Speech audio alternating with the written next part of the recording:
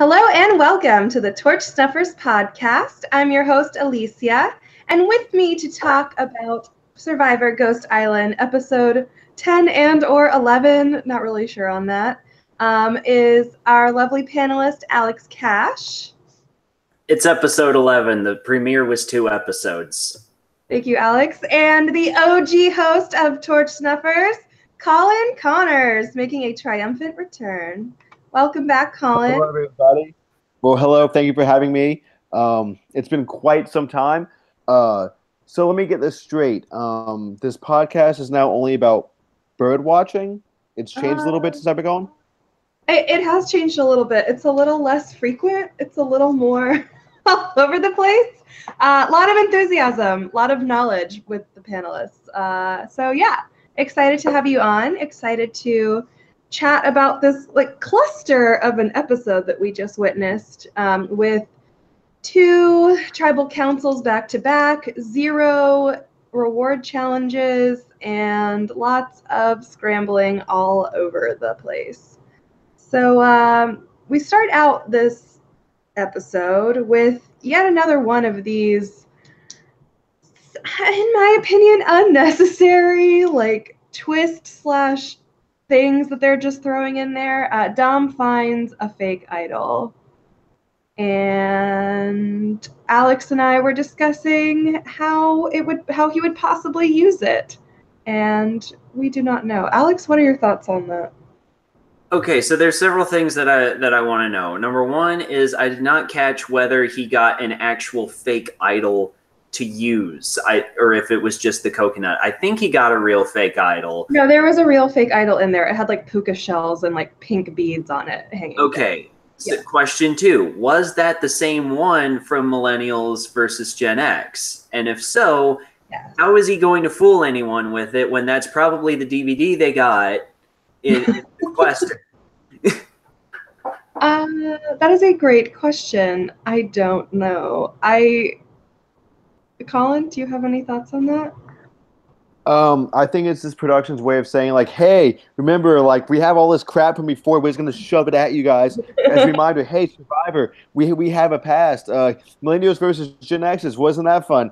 LOL. Be sure to follow us on YouTube and or Twitter and at Jeff Probst. That's kind of the vibe that I've been getting a lot from this season in terms of all these old relics. Is it seems more of a just kind of almost like some fan service, but for people who don't really watch the show enough to know what these items are. But what's interesting about that is people who don't really know what the items are probably aren't going to care that much that, Dominic has these. And in fact, I'm going to be blunt. When I watched Dominic tonight talk about this is the idol that David used against Jay, and then he said and he did this up, I was like, I don't necessarily believe that Dominic knew all of that in that exact articulate order that he presented it. But whatever, if that's production wants to do to keep the show running, that's what we have to do to keep the show running, much like Colin might have to come back to Torch Snuffers to keep it running. I get it, and I understand it. So, that would be great. We would love if that's what the fans need, then maybe that's what they get. So that's my thoughts on everything. Maybe it was a tiny bit unnecessary. I don't think it's going to have much game impact because I think Dominic pretty much has his game wrapped up until he suddenly doesn't, which might happen in a few weeks. But, that's another conversation for, possibly later in tonight's podcast or in a later episode. Absolutely. I don't know. I'm subscribing to the theory that the storage unit where they're keeping all of this old Survivor stuff is just at capacity, and they're like, well, we got to make room for some new stuff. Time to throw all this shit out. This CBS says we only get $500 to rent this space, and a lot of it's filled with coconuts and shit and Rupert stuff. So let's just, let's just get some of this stuff out. Yes, and fishing supplies for Ozzy. And all of those poles that they pull out for every other challenge, they're like, here you go, balance on this again, don't fall. But we got a bit of a different challenge today. We had one that I do not remember really seeing this exact iteration of. I don't know about you guys. Will definitely know. I haven't seen it before. Okay, if Alex hasn't seen it, that means it probably has not ever been on Survivor before, which is cool. And for a complete novice like me, I look at that challenge and I'm like, that looks so easy. Why are they struggling? But clearly it was a little difficult, and there was an intense little face-off between Dom and Wendell at the end. Alex, we were talking about how unique that was. Yeah, because typically during these endurance challenges, people are too busy like concentrating to like actually talk. But I mean, in this instance, like, yeah, it's going to be hell on your forearms, and you know, it's not like this is what gets swole. So like that's going to burn real fast, but. It's not like a full body exercise. There's enough brain power left for people to talk and banter, especially when it's two best buds going up against each other and they show a little personality. That's real nice to have it be more than just like, let's just freaking stand here and use some soundtrack to make things seem exciting. Yeah, it was definitely fun to see the personalities come out. And I wonder if there was a little foreshadowing. We had Dom, talking a lot this time around, this episode about, his wife and his daughters and doing his first family. And he kind of brought that up in the challenge, and we kind of see a little Wendell side eye. So I don't know if eventually things will come to a head between those two, or what exactly will happen, but I'm sure we will find out in the coming episodes. Ultimately, Dom and Chelsea are victorious. They each get necklaces, and then a little bit of scrambling ensues. We have, the orange tribe, the orange fake tribe, and the purple fake tribe that are, chatting with each other and being paranoid and freaking out. So let's talk about the ultimate in paranoid, Kellen, who hears from Michael that he has an idol. And Colin, if you're out on the beach and someone tells you, like, hey, I've got an idol, like, how much stock are you going to put in that without seeing it with your own two eyes? Okay, well, here's the thing. Without seeing it with your own two eyes, you can't put that much stock into it, especially given the fact that Michael, if you're Kellen, hey, this dude's on the outs. Hey, this dude's been on the outs for a while. Hey, Wendell and Dominic, the two leaders of my group, would be fucking dumb to take him to the end because he would win. So if I'm, Kellen, I only believe Michael has an idol 5, maybe 8 or 9%. However, I do consider, okay, maybe I should throw one vote somewhere else just in case there's something crazy and he does have an idol. But also, why would he even tell me? Like, because if he knows that we're against him and he knows his backup against the wall, wouldn't his smartest play be just to be quiet and then throw the idol out, take out Dominic, and then take me aside and say, hey, listen, I could have taken you out tonight, but I decided to take Dominic out instead because I trust you and I like you, but I didn't want to reveal you out of an idol because I understand how complicated this game could be. So if I'm Kellen, I like to think I wouldn't react that way. Granted, if I haven't had food or, like, let's say Taco Bell or alcohol, and, a couple weeks, maybe I would act crazy. But I don't know. I think Kellen was given a very strong edit towards the beginning of this season. And yes, I'm talking about all this stuff because you guys haven't seen me in a while, and I know you all want to deeply, deeply care so much about my thoughts. We do. But I think it's starting to unwind a little bit. And I think she's, showing herself as someone who gets either voted out unceremoniously at like 7 or 6, or maybe makes her way to the final 3 and gets 0 votes because, tonight was not good gameplay by her. She's been an okay narrator, but I don't know. I think her paranoia is going to get the best of her, and it might cost some other good players her games, but I don't see how she wins right now. Yeah, and that's just me. The other thing with Kellen is I was wondering, clearly she's paranoid, clearly she's worried, and she complains and she whines quite a bit. And I just wonder if Michael didn't choose her to tell about his quote unquote idol, because he knew of all the people, she might actually do something about it and talk about it and, like, be so concerned about it that something might happen. So I didn't know if it was, more of a strategic choice by Michael, or if it was because he really did, out of all those people, at least have a semi-good rapport with her, or what it was. But I would like to think that it's because maybe he zeroed in on that kind of weakness of hers and thought, okay, of all the people I could exploit, I think she's the one. Which we ended up seeing. I mean, that's how it, regardless of whether that was Michael's intent or not, that's exactly what happened. She got extremely worried. She played her extra vote advantage, just to ensure that she wasn't going home. I have one thought about that, and that is that if you are Kellen, the smart thing to do is nothing.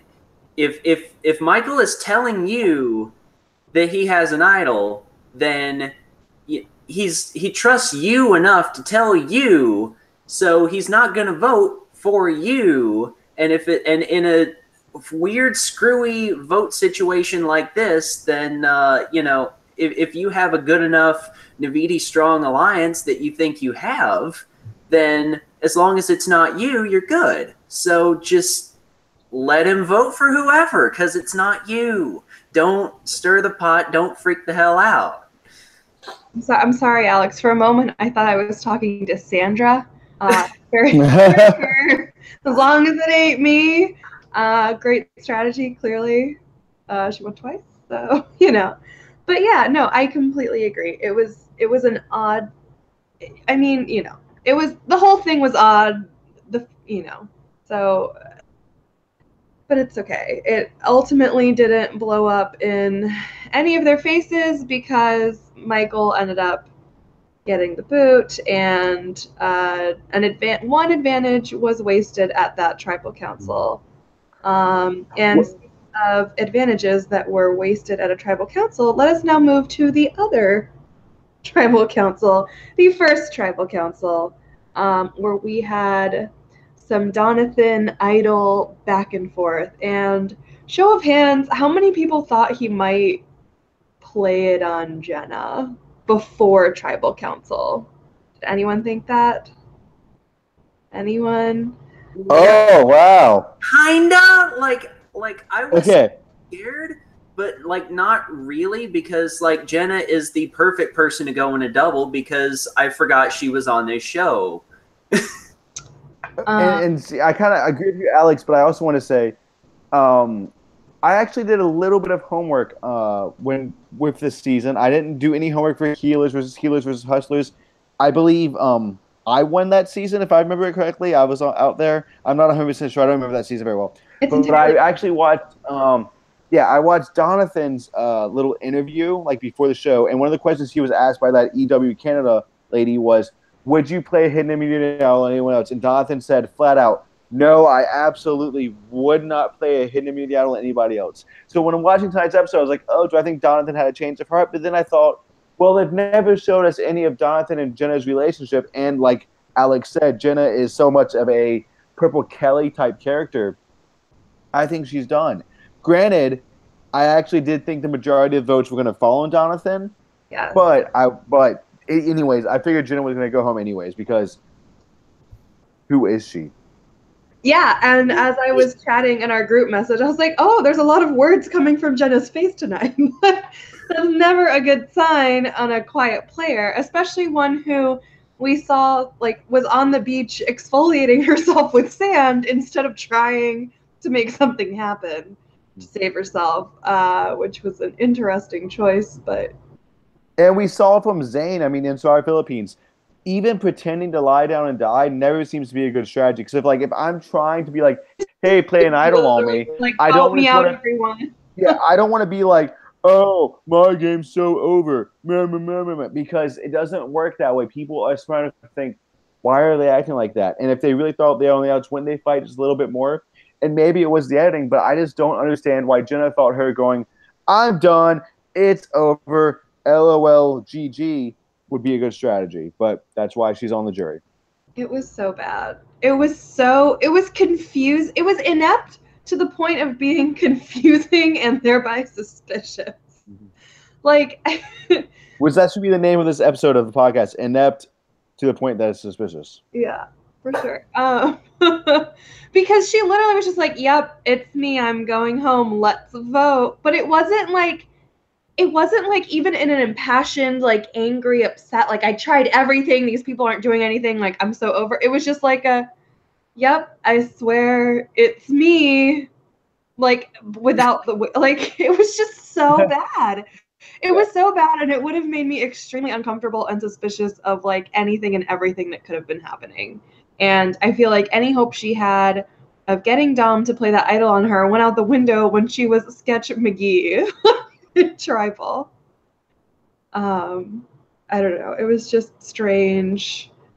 And thank God Jonathan did not play it on her because she turned around and voted for him. So, bye, traitor. Jenna is gone. And we got an excellent snap from Jonathan when he thought that like the idol play was good before he realized he only got one vote. And so he also wasted his idol. But, every time somebody wastes one, there's less of a chance of an advantage getting. That's I take away from this. I don't know. There's so many more things in the Survivor storage unit, I'm sure. Like, God, I wonder how many more random things we'll see before this season ends. There's so much shit that is coming out. Well, I like to think that this season is Jeff Probst just, pulling all the stops and pulling everything out and saying, all right, let's just throw it all in the meat hook so that way next season we can have kind of a normal season. Because, my goodness, like, when Kellen said, oh, I have the double vote, I had completely forgotten about that. And that's the very first time in the history of me ever watching this show, I had forgot about someone having an advantage. And so it's just wow. like, oh my goodness, how much stuff is there? Okay, I'm hearing me two from you guys, so I feel a bit better. But even then, I'm like, oh my God, like Dominic has an idol. He had a legacy advantage. Now he has a fake idol. Wendell, I think, does Wendell still have his idol? Yeah. So Wendell still has his idol. No? Like, did he use it last episode? I don't think it was last episode. This is not a good sign. When I tuned in today, I still cannot keep track of who was original Malolo and who was original Navidi. Like these like tribal lines are like such an emphasis this season, and I cannot for the life of me remember where they're split like at all. Well, it's one of those things, and it's one of my theories is that and Alex, I kind of want to hear your thoughts on this because it's something I've had in my head for a while. So I want to take this thought process all the way back to Survivor All-Stars. Survivor All-Stars is famous in the fact that the contestants got way, way more money for each placement they got as opposed to before. So meaning that if you got like 15th place in All-Stars, you got way more money than if you got 13th place in whatever other season you had. So as a result, people were playing the game kind of safe.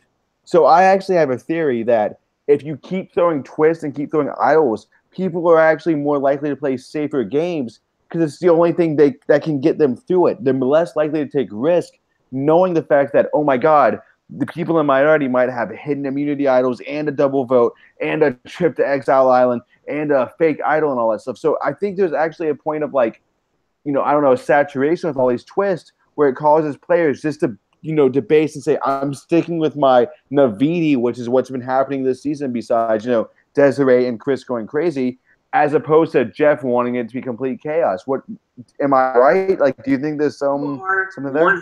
100% right, and that is something that I have also noticed on elsewhere. Like this is a Survivor show, so I'm going to keep it to Survivor. But whenever there's a big twist, people are going to try to figure out how to work their way around the twist. And if there's so many twists that there's no longer any way to work around it, then at that point you just kind of, want to stay in your cage. Because what can you do? Mm-hmm. And so it's almost like by putting in all these twists, in a way it's almost acting as if like, hey, you're actually forced to work with your original alliance. You're forced to always vote out Michaels and the Chris's and the Libbies because why jump to the minority when someone on the minority can get something crazy next week and then blow you up and then suddenly you're out of a spot and you have nowhere to go?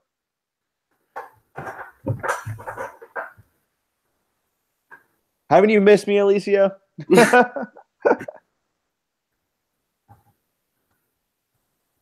Or maybe she's frozen. I can't tell. I don't know. I've been getting some freezes. Yeah. So what's interesting is how is this going to look on the live stream? Because my brilliant little monologue might be gone. She looks so confused. In that random like freeze frame. Like yep, just a complete I think she's gone. I think I blew her mind so much that I broke the stream. I'm texting her. We're going full breakdown. Yeah, we're going full on breakdown. Crash stream. Okay. Yeah. So Alex. Are you? Oh, there we go. She's back. Okay.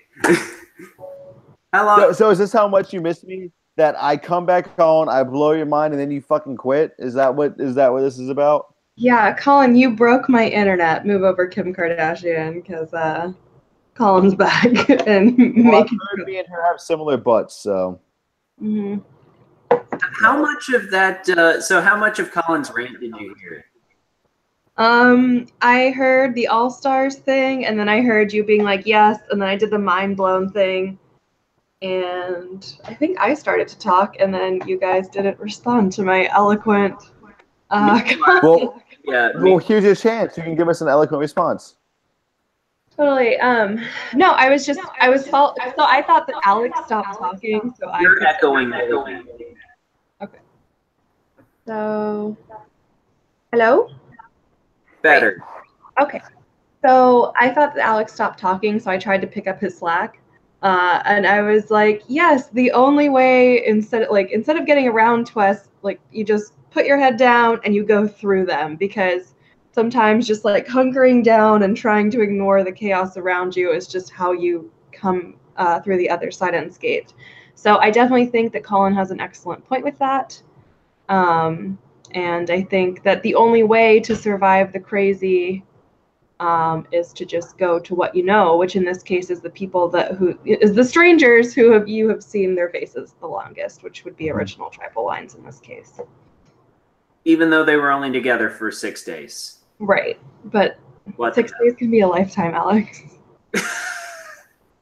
You can ask my ex-girlfriend. Trust me, 6 days with me, and she was like, nah, I'm out of here. I'm out of here. Okay, take a flavor. So yeah, that was my thought. I don't know. The whole episode was a huge cluster. It was just a mess. It was a mess, except that like the most obvious people ended up leaving. So, which is the exact whole thing with it we've just been talking about. The more you make a mess of it, the more predictable results you get. Yeah. Yep. So here we are with a Jenna Michael boots. Which I don't know. I was impressed with Michael's game for the most part, except that he always found himself on the bottom. But I don't know. He's probably one of those that'll come back, I'm sure. So we'll see. Not Jenna, but Michael, yes. But yeah, I'm excited for next week. I am a sucker for the loved ones. I know sometimes people get tired of it, but I just love it. I love getting to see the reactions, and I love like to feel the tears streaming down my face as I watch the tears stream down their face. So it should be a fun episode next week for sure. Yeah. But the real question is anything exciting gonna happen, like twist wise, or is it just gonna be all right? Another Malolo's gone. Dominic and Wendell and one step closer to making the final three, in which one of them beats the other one 5-4 or some other shit like that. Because I think that's where this whole thing's heading. I'm sorry if I'm monopolizing the conversation, but I've been thinking about this shit a lot. And I don't have a voice to, I don't have a place to voice it all out because I haven't been on the show in a while. So I've just been telling people I work with who don't watch Survivor, I'm like, well, Wendell, he's playing a really good under the window game, but Dominic's games, that's similar tone. And they're like, hey, Colin, can you get those reports done by now? I'm like, all right, okay, but listen to me real quick. So it's I've been missing you guys. What I'm trying to say. Love you. Also, Ghost Island twist. Loved one gets to vote. That would be interesting. Think about it. Yeah. Oh my god, that would be completely ridiculous. No,